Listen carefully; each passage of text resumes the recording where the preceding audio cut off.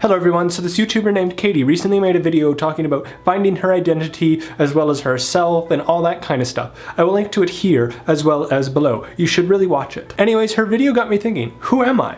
For a lengthy amount of time, I was the person that would always conform to the ideas of others in order to try to fit in, and would also live in constant fear of what others would think of me. I think the only times that I was really truly myself was junior high and the years before that, because that was before I really cared about what others people would think of me, and I was just really myself because I didn't know any better. However, in junior high was when I started abandoning who I was and trying to be accepted by others.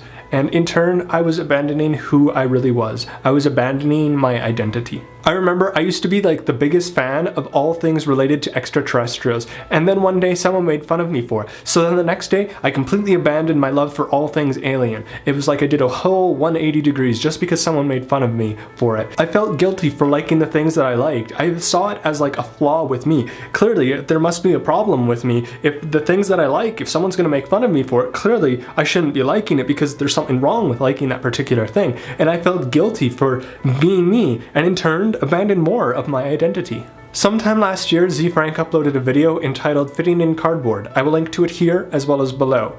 And watching that video really hit home because it felt like finally someone understood what I've been going through pretty much my entire life from junior high forwards.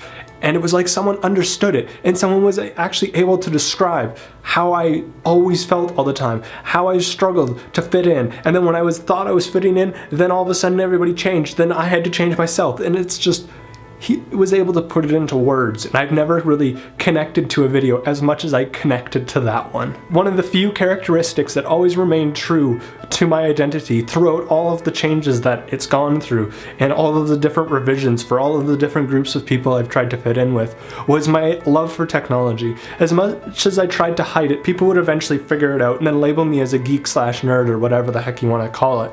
And I would get very defensive whenever someone would call me that because I felt like it was wrong to be those things, and it was something wrong to be. In high school, I became a wallflower, the shy kid who kept to himself and did not voice his opinions about anything, no matter how strongly I felt about something. From years of pretending to be someone I'm not and rejecting my true identity, I feel like I can't actually 100% describe who I am.